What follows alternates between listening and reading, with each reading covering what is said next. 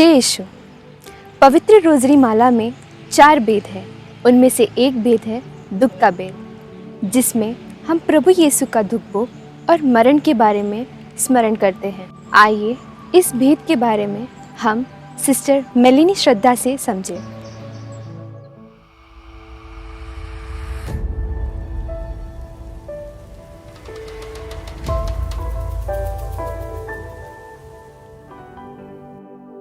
परिवारों को ईश्वरीय शिक्षा प्राप्त कराने के लिए पवित्र रोज़री माला से बढ़कर और कोई प्रार्थना नहीं है।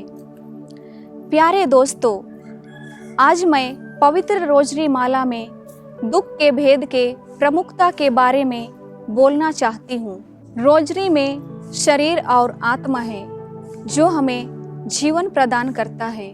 रोज़री में मनन चिंतन के बिना आत्मा में शरीर के बिना के बराबर है।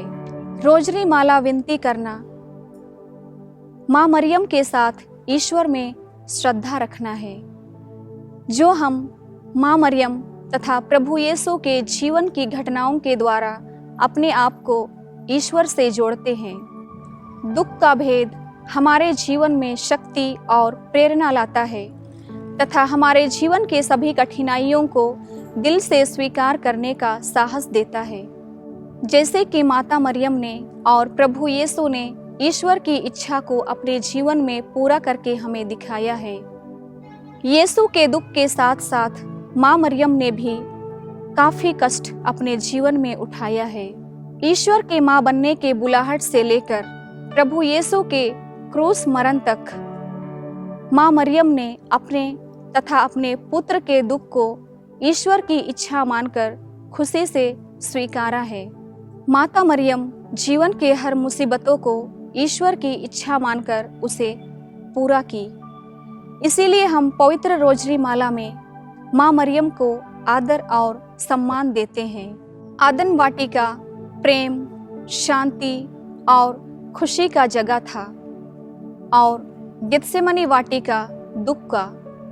एक वाटिका से पाप का उदय हुआ और दूसरे वाटिका ने उस पाप को मिटाया। आदन वाटिका में पाप और मृत्यु का बीज बोया गया। इसीलिए हमारे पूर्वज माता पिता को ईश्वर ने भूमि पर परिश्रम करके जीने के लिए कहा। लेकिन गेत्सेमनी वाटिका में यीशु का लहू पसीने के रूप में बहा, जो मानव जाति के पाप को मिटाने वाला था। संत मत्ती के सुसमाचार अध्याय 26 वचन संख्या 36 और 37 में हम पढ़ते हैं तथा प्रभु यीशु के उस दुखद शब्द को सुनते हैं, मेरी आत्मा कितनी व्याकुल है और मैं मरने को हूँ। पुराने विधान में भेड़ के बच्चे को बलि चढ़ाने के लिए लिया जाता था।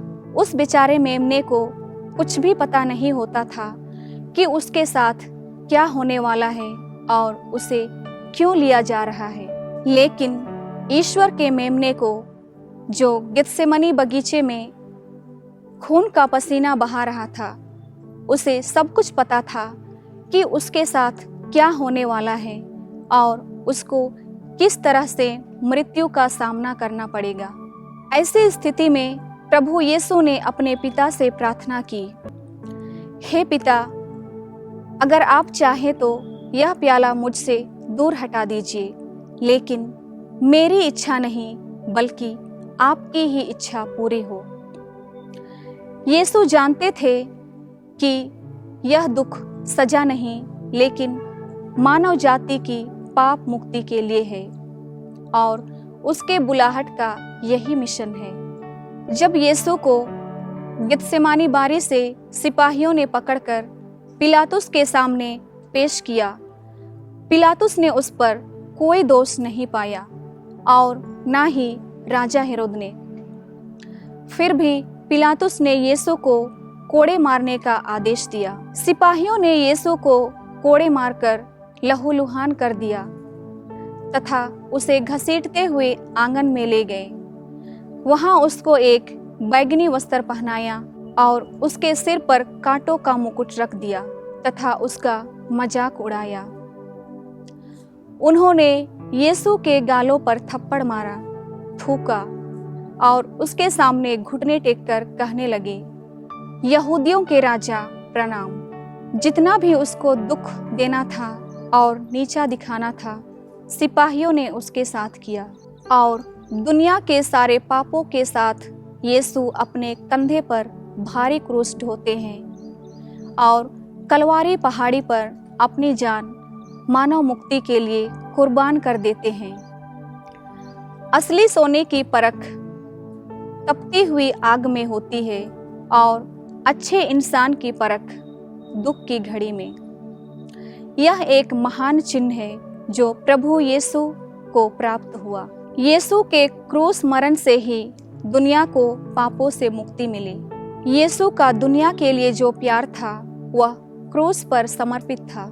प्यारे दोस्तों, ख्रिस्तीय जीवन जीने की एक राह है जिसे हम अपने शब्दों से नहीं बल्कि ईश्वर पर विश्वास और श्रद्धा के साथ दुनिया के सामने घोषणा कर सकते हैं। विशेषकर अत्याचार और विपत्तियों के समय में प्रभु के दुख का भेद हमें यही सिखाता है कि हमें भी पूरी आज्ञाकारिता के साथ अपने जीवन में ईश्वर की इच्छा को पूरी करनी चाहिए तथा हमारे जीवन के सभी दुख, परेशानियां और मुश्किलें ईश्वर की इच्छा में समर्पित हो।